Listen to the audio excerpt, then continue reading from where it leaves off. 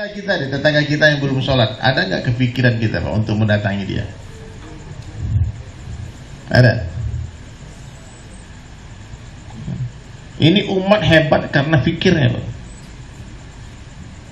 Rasulullah SAW mewariskan fikir yang dahsyat. Fikir apa? Fikir dakwah, fikir umat. Dan Nabi mengatakan hadirin sekalian kepada Abdullah bin Abbas radhiyallahu anhu. Satu hari Nabi berjumpa Sayyidina Abdullah bin Abbas, Ibnu Abbas. Dikatakan, ya Abdullah, sepupu beliau, apa yang kau fikirkan? Nabi kalau ketemu sahabat, Nabi sering bertanya, apa yang kamu fikirkan? Maka Sayyidina Abdullah bin Abbas radhiyallahu mengatakan, aku sedang memikirkan tentang kebesaran Allah, tentang penciptaan langit dan bumi. Maka Nabi SAW sabdakan kepada beliau, hai Abdullah, sungguh fikirmu ini lebih baik daripada 1 tahun ibadah. Dan suatu hari Rasulullah SAW berjumpa dengan Sayyidina Abu Bakar radhiyallahu anhu as-Siddiq. Ya, Nabi tanya kepada Sayyidina Abu Bakar, dikatakan, ya Abu Bakar, apa yang kau fikirkan? Maka Sayyidina Abu Bakar katakan, ya Rasulullah, aku sedang memikirkan umatmu. Bagaimana seluruh umatmu ya Rasulullah selamat dari azab Allah, masuk surga semua. Itu yang kupikirkan. Dan inilah fikir dahsyatnya Nabi. Ya Rabbi ummati ummati. Nabi sebelum wafatnya bukan anakku anakku, istriku, bukan itu yang Nabi ucapkan. Tapi siapa? Kita. Umatku umatku. Nabi tersenyum kepada Sayyidina Abu Bakar dan berkata, ya Abu Bakar, sungguh fikirmu ini lebih baik daripada 60-70 tahun ibadah. Ya. Coba antum sekarang semua dia berpikir deh, ya. Jangan pikir makan minum terus Pak. Jangan pikir pakaian, pikir kawin, jomblo-jomblo nih, udah. Pikir umat Pak. Dapat Allah, dapat segala-galanya. Hilang Allah, hilang segala-galanya. Ya. Maka orang beriman tuh apapun yang dilihat dipikirkan, ya Allah. Dilihat handphonenya, apa merek handphonenya Ustaz nih? Samsung, ya Allah. Orang-orang Korea beri hidayahmu, ya Allah. Dia yang bikin Samsung ini. Pernah nggak antum pakai handphone Pak, doakan orang-orang Korea Pak? Antum punya motor Honda, ya Allah, orang Jepang beri hidayahmu, ya Allah. Bertahun-tahun kau pakai itu motor Honda, Yamaha, Suzuki, nggak pernah sekalipun doakan orang Jepang dapat hidayah. Kita zalim Pak. Zalim nggak? Mereka telah mengirimkan seluruh produk terbaik mereka dari Jepang ke Indonesia sehingga kita bisa. Ini Miyako dari mana nih? Ya Allah, orang kipas angin ini berhidayah. Kalau enggak panasan kita nih. Diciptakan di kipas angin sehingga kita bisa sejuk. Diciptakan motor, mobil sehingga kita bisa pergi mencari nafkah yang halal, bisa ke pesantren berdakwah. Sekali-sekali pas starter motor itu doa sama Allah, ya Allah, beri hidayah orang Jepang, ya Allah. Hantar aku ke Jepang, ya Allah. Ada nggak keinginan untuk berangkat ke Jepang, Pak? Ada. Ayo bikin paspor dulu Pak. Berangkat kita bi amwalikum wa anfusikum, dengan hartamu sendiri dan dirimu sendiri. Jangan bikin proposal. Ini mau dakwah bikin proposal dulu, ya kacau lagi. Siap? Insyaallah. Saya kasih tahu nih Pak, benar Pak. Untuk dakwah itu mesti dengan harta dan diri sendiri. Beda dengan untuk khidmat Pak, maaf ya, untuk bangun masjid, bangun pesantren, kita minta umat. Tapi dakwah bi amwalikum wa anfusikum, hartamu sendiri dan dirimu sendiri, bukan harta orang kaya dan diri orang miskin, bukan. Orang kaya mesti berdakwah dengan harta dan dirinya, orang miskin mesti berdakwah dengan harta dan dirinya. Karena kalau orang kaya hanya korban harta saja, orang miskin hanya korban diri, Allah tak pandang pengorbanan kita. Lah kenapa Allah tak pandang? Karena bagi orang harta tak ada nilainya Pak. Yang berharga itu waktu mereka Pak. Ketika orang kaya mengorbankan waktunya fisabilillah untuk agama Allah, maka Allah pandang pengorbanan orang-orang kaya. Orang miskin waktu tak ada harganya. Yang berharga itu duit 10.000, 20.000 itu Pak, ya? Duit 100.000, 1 juta itu berharga Pak. Orang kaya datang, bro, ente berangkat Papua ya, ini duit 10 juta. Berapa lama bos? Sebulan, setahun boleh nggak? Setahun. Kata orang miskin, nggak, asal dibayarin. Sampah semua pengorbanan itu. Paham? Jadi orang miskin mengorbankan harta dan dirinya, orang kaya mengorbankan harta dan dirinya. Sehingga kita dalam berdakwah ada istiqlal, ada kemerdekaan. Kita tidak terjadi apa. Antum pernah dengar nggak Pak satu kisah? Seorang sahabat namanya Ukasyah radhiyallahu anhu. Tahu? Ukasyah ini orang sahabat yang berani mau mengkisah Nabi sallallahu alaihi wasallam. Rasulullah mau wafat, Nabi tanya, siapa yang pernah tersakiti oleh aku? Ukasyah katakan, aku ya Rasulullah. Nabi bilang, ayo Ukasyah. Semua orang melihat Ukasyah. Dia bilang, berani-beraninya dia mau mengkisah Nabi, mau mencambuk Nabi. Kenapa? Pernah dalam satu pertempuran ya Rasulullah, cambukmu mengenai punggungku ya Rasulullah, sakit rasanya. Maka Rasulullah suruh putrinya mengambil cambuk itu. Semua berteriak, ya Rasulullah biarkan aku gantikan, kata Sayyidina Abu Bakar, Umar, semua yang ada di sana. Tidak, kata Nabi, biarkan Ukasyah membalaskan cambuk itu. Jadi pada dunia ini sebelum kita dibalas-balas di akhirat, di dunia kita minta maaf dulu Pak. Nggak ada utang harus dibayar. Antum pernah nampar orang Pak, panggil orang itu, bang maafin saya bang. Nggak bisa, nih tampar balik bang. Gitu bang. Ternyata Ukasyah hadir mulia hanya dia bilang sama Nabi, aku waktu terkena cambukmu ya Rasulullah, punggungku tidak memakai gamis. Buka gamismu ya Rasulullah. Oh, berteriak sahabat. Ternyata pas dekat ke Nabi, mau cambuk Nabi, dia lempar cambuk, dia cuma memeluk punggung Nabi dari belakang dan mencium punggung Nabi. Nabi katakan, sungguh tubuh kulit yang bersentuh dengan kulitku tidak akan tersentuh api neraka. Ya. Kenapa Ukasyah berani mengkisah Nabi? Karena waktu pergi dakwah, pergi jihad, Ukasyah keluar dengan harta dan dirinya sendiri. Enggak dibayarin sama Rasulullah. Ketika hijrah dari Makkah ke Madinah, Sayyidina Abu Bakar mengatakan, ya Rasulullah, aku siapkan 2 ekor unta. Satu untukku ya Rasulullah, satu untuk Allah. Kata Nabi, tidak Abu Bakar. Untamu kamu yang pakai, untaku aku yang pakai. Karena sekarang tidak ada uang, maka aku beli untamu dengan hutang. Paham? Kata Abu Bakar, tidak Rasulullah, aku siapkan unta ini untukmu ya Rasulullah, untuk pergi hijrah. Tidak. Kau jual unta itu kepada aku dengan harga yang bagus. Maka terjadilah transaksi yang luar biasa yang mungkin tidak akan terulang lagi sampai hari kiamat. Sayyidina Abu Bakar memberikan harga, taruhlah sekarang harganya 10 juta gitu. Kata Nabi tidak. Ditawar dengan harga yang lebih mahal. Unta itu bukan segitu harganya, tapi harganya sekian gitu. Berapa? Barulah Nabi pergi berhijrah dengan harta dan diri Nabi sendiri, bukan hartanya Abu Bakar. Nah, maka kita mesti pikir dakwah ini mesti mengorbankan apa-apa yang kita cintai. Mengorbankan waktu kita, tenaga kita, pikiran kita, bahkan nanti mungkin leher kita. Ya, semua boleh dikorbankan untuk agama. Anak istri boleh dikorbankan untuk agama, Pak. Ya. Pekerjaan boleh dikorbankan untuk agama. Jangan sampai agama yang dikorbankan untuk anak istri, Pak. Jangan sampai agama yang dikorbankan untuk dunia kita. Agama ini maksud kita dihantar ke dunia untuk beribadah kepada Allah Subhanahu wa taala. Jadi sahabat sekalian dirahmati Allah taala, maka penting kita mengulang-ulang perkara ini. Bahwasanya perkara yang paling penting dalam kehidupan manusia adalah perkara iman. Perkara yang paling penting perkara apa? Iman. Tak ada yang lebih penting dari iman. Ya. Untuk mentaati Allah tidak diperlukan kekayaan, tidak diperlukan popularitas, tidak diperlukan jabatan. Untuk mentaati Allah itu tidak diperlukan kesehatan bahkan. Ya. Tapi untuk mentaati Allah diperlukan iman. Berapa banyak kita lihat orang sakit Pak, lumpuh Pak. Dia terseok-seok datang ke masjid Pak, dipapah naik kursi roda, datang dia ke masjid. Itu yang badannya six pack, ototnya besar, tak mampu ke masjid. Solo dikitari berlari di keliling Solo Pak, ke masjid tak mampu dia. Ya, berapa banyak pejabat-pejabat anggota dewan tak mampu ke masjid. Banyak orang-orang miskin di masjid salatnya. Nah, jadi iman ini yang harus kita usahakan hadirin sekalian. Iman, ya. Yakin sempurna hanya Allah yang berkuasa, selain Allah dikuasai. La ilaha illallah.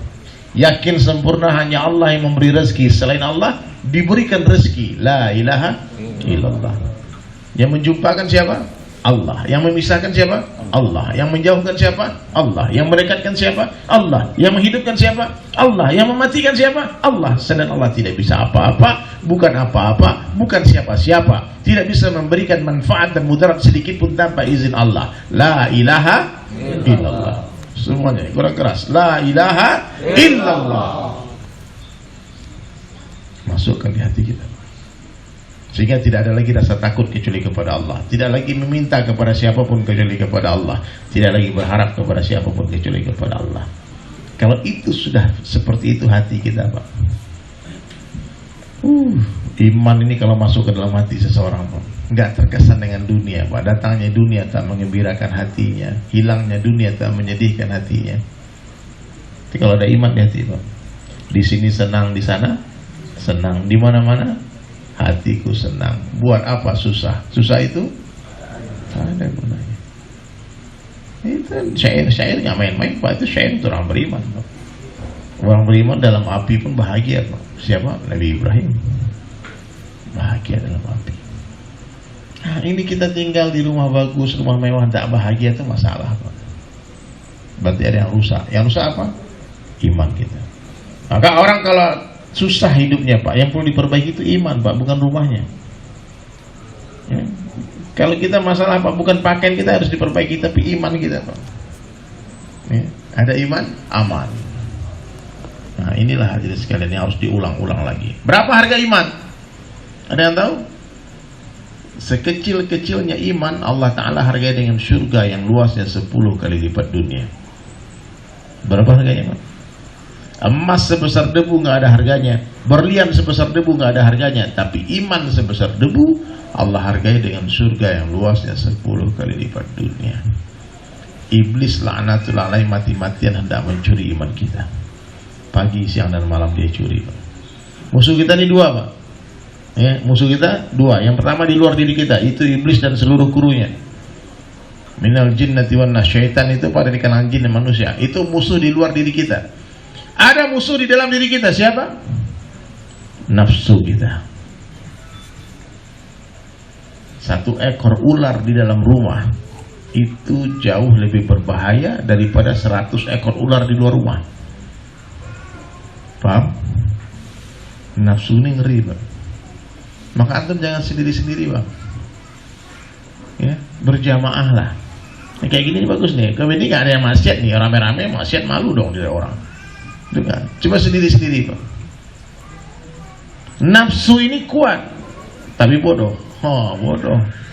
Iblis pinter, tapi lemah. Kalau mereka featuring, Pak, ini kolaborasi mereka, ini bahaya, Pak. Iblis sama nafsu ini kalau kerjasama tumbang antum, Pak. Nah, maka dakwah ini adalah untuk menaklukkan syaitan itu dengan teriakan Allahu Akbar. Dia lari, dia takut sama dakwah. Azan dia takut, syaitan. Nafsu ini tundukkan dengan apa? Berjamaah. Maka jangan lama-lama sendirian, Pak. Nih, tolong ya, yang bujang-bujang, yang jomblo-jomblo, yang duda-duda.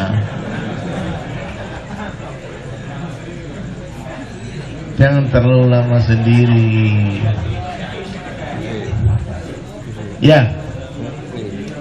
Nabi Adam di surga, Pak, makanannya makanan surga, pakaiannya pakaian surga, istananya istana surga, sendirian, gak ada istri, gak ada pasangan. Lihat burung merpati terbang berpasangan. Dia tanya sama Allah, ya Allah, itu burung merpati ada pasangannya, aku kok sendiri. Ngambek, Pak. Itu surga gak lagi terasa nikmat bagi Nabi Adam, Pak. Gelisah di surga. Kenapa? Karena tak ada sendirian, tidak ada pasangan. Barulah diciptakan Ibunda Hawa. Di sanalah mulai cerita itu, Pak. Ketika cinta datang, wow, ujian juga. Berubah semua, Pak. Orang kalau jatuh cinta, orang pelit jadi dermawan, Pak. Jatuh cinta, berubah segala-galanya. Nabi Adam di surga sendirian gelisah, antum di Solo sendirian bahagia, itu aneh, Pak.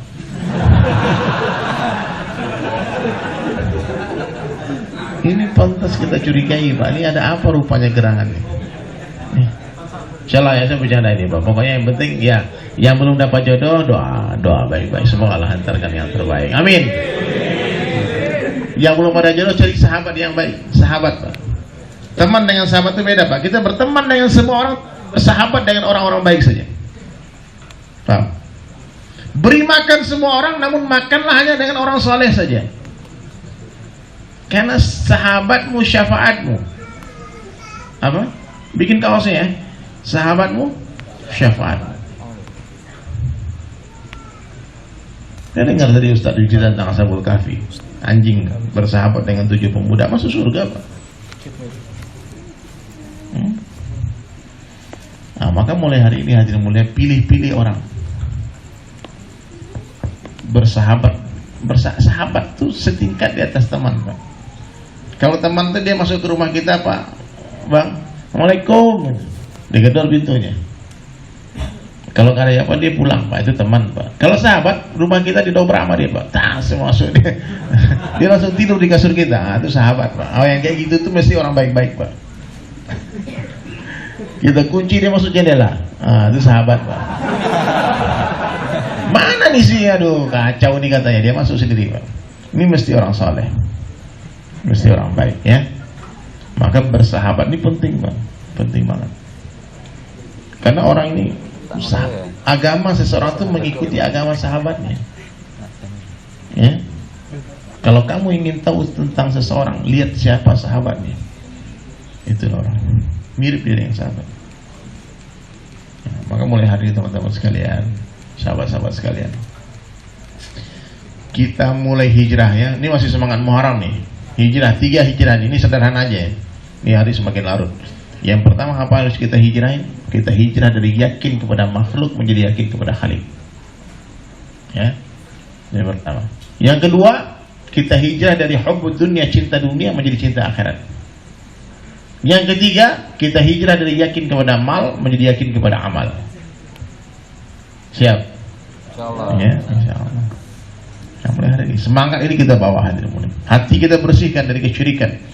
Jangan takut kepada siapapun, kepada apapun kecuali kepada Allah. Yang kedua, kehidupan kita hiasi dengan sunnah Rasulullah SAW. Jangan remehkan sunnah, Bang. Jangan remehkan sunnah. Ya. Sunnah Nabi ini banyak. Tak mampu hidupkan 100%, jangan tinggalkan 100%. Amalkan semampunya. Ya. Ujung rambut, ujung kaki, bangun tidur, tidur lagi, ada sunnahnya. Jangan sampai ini ikut kajian-kajian di sini. Apa nama majelis kita nih di Kahfi ini? Ngeruki ini, Masya Allah. Jangan sampai udah berkali-kali ikut kajian masih minum tangan kiri, Pak. Itu bikin malu geng, Pak, benar, Pak. Ngaji di mana itu? Parah. Minum tangan apa? Antum nggak sengaja minum tangan kiri, muntahkan minuman itu, Pak. Kata Nabi, tidak ada yang minum tangan kiri kecuali syaitan. Ya, kalau lihat orang minum tangan kiri bilang apa? Setan, hei.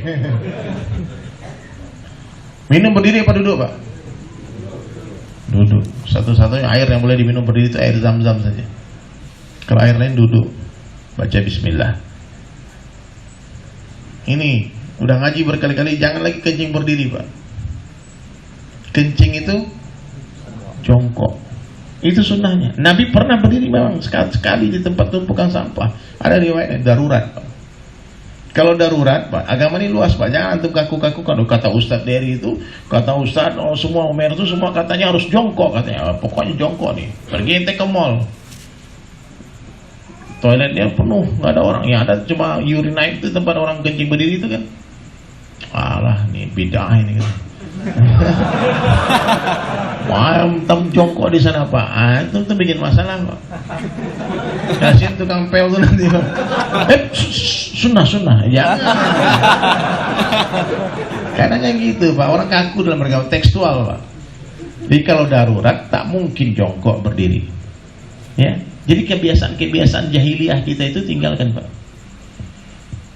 Banyak peraturan. Masalah kencingnya sampai subuh nggak selesai kita bahas, Pak. Kencing aja nih, masalah kencing sampai subuh nggak selesai, Pak.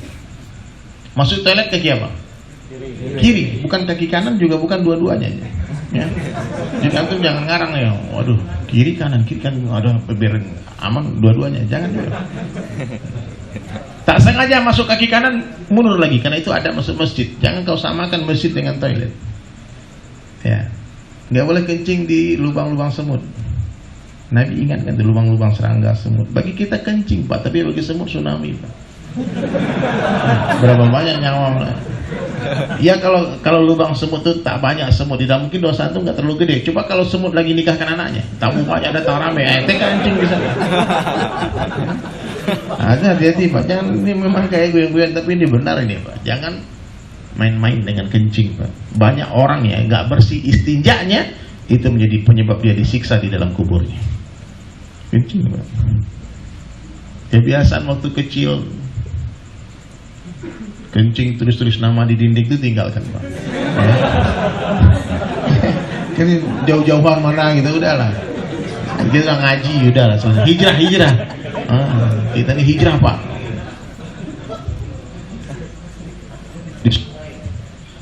Adab kencing di sungai, tanya sama Ustaz. Ada tuh rujukan Pak. Kalau buang air kecil kita ikut arus. Kalau buang air besar membelakangi arus. Paham? Di sungai kadang-kadang di kampung-kampung ada batu-batu tuh orang duduk di sana tuh di semak-semak, di tempat yang tersembunyi dia buang air. Kalau buang air kecil kita ikut arus supaya cipratannya gak balik ke kita. Tapi kalau buang air besar antum balik posisi Pak.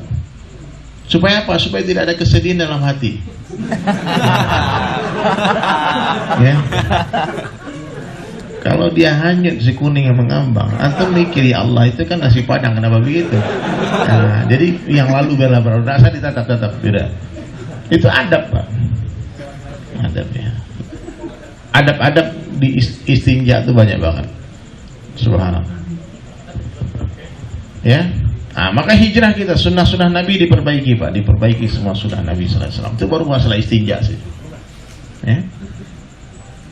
Sholat kita perbaiki. Di mana kita sholat? Laki-laki di mana? Caranya berjamaah. Kapan? Di awal waktu. Azan itu dikumandangkan untuk memanggil orang-orang yang lalai Pak. Karena orang-orang yang betul-betul cinta kepada masjid, yang artinya ada mu'alaq dengan masjid, belum azan dia udah di masjid.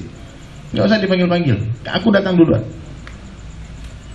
Ini udah dipanggil pakai speaker Pak, masih aja transaksi. Ini bahaya Pak. Siap semua ya hijrah ya. Satu langkah mengangkat satu derajat, satu langkah menggugurkan satu dosa. Makmurkan masjid. Apa susahnya sholat di masjid? Apa susahnya sholat di masjid? Bersama-sama dan berjamaah. Itu lagu baru kita tuh Pak. 25 orang vokalisnya. Satu lagu tuh, ayo sholat di masjid judulnya. Semua vokalis-vokalis top saya ajak untuk nyanyi di lagu itu. Ada Opik, Fadli Padi, Ahmad Dhani, Firza, ada Ari Untung, ada Iman Jirox, ada Umar Utakaida. Oh banyak lagi. Antum lihat di YouTube ya. Jangan lupa di like, di komen, subscribe. Dari Sulaiman. Ya, ya, sholat di masjid. Cintai ulama Pak. Cintai ulama. Lebih banyak guru lebih baik Pak. Ya nggak Tat? Ya, berguru ke siapa saja. Ulama ini Pak bukan nabi Pak. Dia warasatul anbiya, pewarisnya nabi. Ulama ini pun hadirin mulia, dia tentu punya khilaf. Kan bilang tadi sekurus-kurusnya ikan pasti ada dagingnya, segemu-gemunya ikan pasti ada tulangnya. Sealim-alim orang pasti punya kekurangan. Sepreman-preman orang punya kebaikan, betul nggak? Nah, jadi kita harus memahami Pak. Fanatik 3 aja, Allah, Rasulullah dan sahabat. Selain itu nggak boleh fanatik. Kepada imam-imam madhab kita muliakan, kita ikuti madhab mereka, tapi fanatik nggak boleh Pak. Pokoknya saya Imam Syafi'i ini, nggak ada pokoknya yang lain-lain nggak ada. Atau sebaliknya saya ikut Hanafi ini, saya ikut Imam Maliki ini, Abu Hanifah, Abu Maliki, Imam Ahmad bin Hambali. Pokoknya nggak harus gini, nah itu nggak boleh tuh Pak. Pokoknya itu nggak boleh Pak. Ya. Kita toleransi dalam perbedaan pendapat di kalangan ulama. Maka orang kata Buya Hamka, semakin luas ilmunya, semakin sedikit dia menyalahkan orang. Orang kalau tinggi ilmunya mudah dia terima perbedaan. Ya, jadi kalau ada orang bilang kafir kamu, sesat kamu, dia aja yang benar sendirian Pak. Ah, ini tanda-tandanya kurang piknik Pak. Kita perlu ajak jalan-jalan, bro. Mari kita jalan-jalan, mari kita piknik. Kurang malam pulang, sore udah tidur dia. Banyak guru lebih baik, banyak kitab dibaca lebih baik. Ya, Sehingga kita tahu banyak ini, oh Masya Allah, kata imam ini begini, kata imam ini begini. Ya. Meskipun nanti Muhammadiyah nih gak baca kunut, tapi kalau imamnya baca kunut, angkat tanganmu, amin kan? Itu adab Pak. Islam itu akhlak Pak. Tidak ada Islam tanpa akhlak, tidak ada ilmu tanpa akhlak, tidak ada iman tanpa akhlak. Antum alim, adab gak ada, akhlak gak ada. Ada orang waktu di zaman Nabi Pak, tak beradab dia. Gara-gara dia bilang sama Nabi, ya Muhammad, berlaku adillah engkau, kurang ajar. Nabi katakan apa?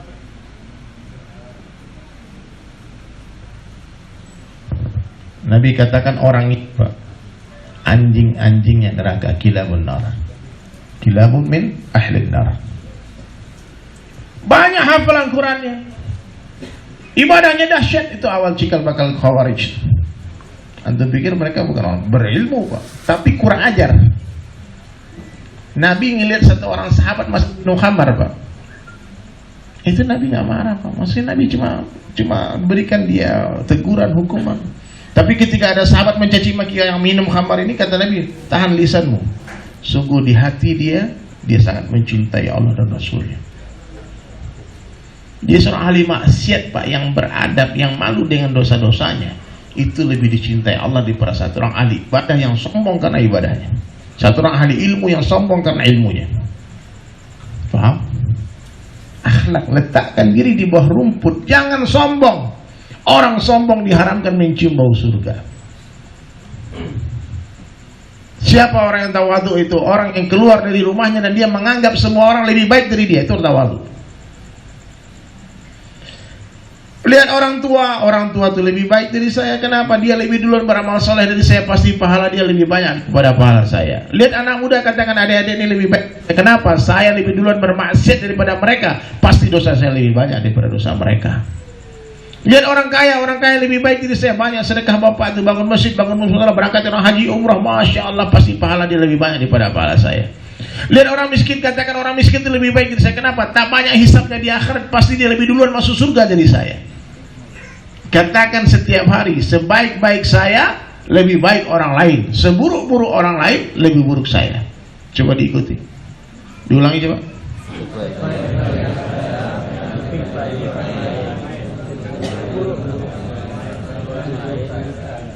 Ini hebat-hebat semua Pak.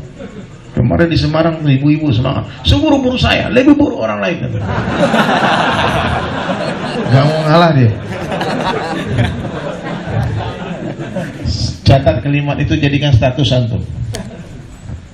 Sebaik-baik saya, coba ikuti, sebaik-baik saya lebih baik orang lain, seburuk-buruk orang lain lebih buruk saya.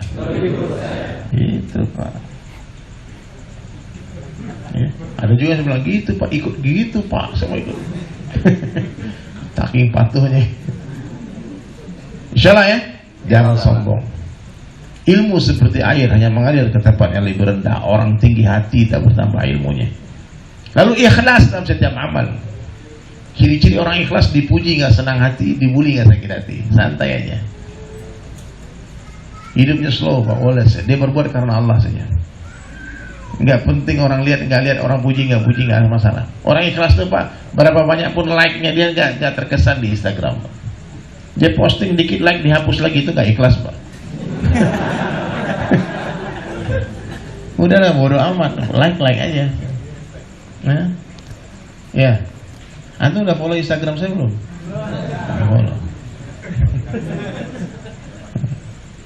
La ilaha illallah, centang biru Pak. La ilaha illallah. Ikhlas. Tasfiqun niyah, luruskan niat sebelum beramal, sedang beramal, setelah beramal, banyak-banyak istighfar. Dan yang terakhir, Bang, Mas, banyak-banyaklah zikrul maut. Ya. Zikrul maut itu Pak, penghancur semua kelezatan dunia. Ya, orang kalau ingat mati Pak, nggak mau maksiat dia. Nongkrong tuh sekali-sekali di kuburan Pak. Ya. Saya punya ilmu Pak, ini mungkin sebagian udah tahu, sebagian belum tahu. Saya punya ilmu warisan nenek moyang saya. Saya bisa tahu kapan orang lahir, kapan orang mati. Ya, yang belum tahu mau dikasih tahu nggak? Tapi syaratnya antum harus jaga sholat 5 waktu di masjid. Mau nggak? Jangan gunakan untuk perkara maksiat. Ini saya sudah kasih tahu ilmu ini ke Ustaz Abdul Somad dan dia katakan sahih. Betul. Madinah saya kasih tahu di Madinah. Ustaz, saya ada tahu ilmu, saya bisa tahu orang lahir, orang mati. Tapi ilmu ini nggak bisa diamalkan di Makkah, Madinah. Bisanya cuma ada di Indonesia. Saya bilang syaratnya ada tak? Apa? Sholat di masjid 5 waktu. Terus habis sholat subuh, nih besok subuh di masjid ya. Antum kalau nggak saya nggak kasih tahu. Habis sholat subuh antum jangan langsung pulang. Itikaf di masjid sampai terbit matahari. Kemudian sholat 2 rakaat, namanya sholat isyraq. Pahalanya haji dan umrah yang sempurna. Siap? Setelah sholat isyraq antum, kalau malam ini diamalkan agak horor dikit, mengerikan. Saya nggak menganjurkan antum amalkan ilmu ini malam hari, tapi pagi besok bagus. Kalau antum betul-betul ingin tahu kapan orang lahir, kapan orang mati, besok datang ke kuburan, Pak. Dan antum lihat di batu nisan, di sana ditulis tuh kapan orang lahir, kapan orang mati. Ya. Salah ya? Soalnya nggak ilmu ini. Di Makkah, di Madinah nggak ada batu nisan, maka nggak bisa, Pak. Nah, maka mudah-mudahan kita hidup dalam keadaan Islam, amin. Mati dalam keadaan Islam, amin. Mati dengan husnul khatimah, amin. Mati dengan la ilaha illallah. Ingat, bagaimana hidupmu, begitulah matimu. Orang yang sibuk dakwah, insya Allah mati dalam dakwah. Orang yang sibuk ibadah, insya Allah mati lagi sujud malam. Orang yang sibuk tak, insya Allah mati dalam menuntut ilmu. Orang yang sibuk tilawah, insya Allah mati dalam membaca Al-Quran. Begitu juga orang yang sibuk maksiat, na'udzubillah, kemungkinan besar mati dalam maksiat. Na'udzubillah min dzalik. Semoga kita hidupkan dengan husnul khatimah, senantiasalah husnuzon. Insya Allah kita husnul khatimah. Tapi kalau suuzon terus sama Allah, suuzon terus sama makhluk, kemungkinan besar mati sul khatimah. Na'udzubillah min dzalik. Itu dari saya, hadirin sekalian. Semoga bermanfaat. Kalau kalian belum puas, lanjut di YouTube insyaallah ya. Mainkan ya, jangan lupa di komen, like dan subscribe. Kasih tahu tetangga juga follow YouTube-nya dari Sulaiman. Ya. Itu saya pamit. Anak istri sudah menunggu di hotel, di mobil, dan saya besok lanjutkan ke Yogyakarta. Ya, ini sebetulnya di luar schedule kita nih, karena tanggal 1 dan 2 ada Muslim United. Antum datang insyaallah di Seratan insyaallah ya. Subhanallah bihamdi, subhanakallah bihamdika, asyhadu an la ilaha illa anta, astaghfiruka wa atubu ilaik. Assalamualaikum warahmatullahi wabarakatuh. Waalaikumsalam.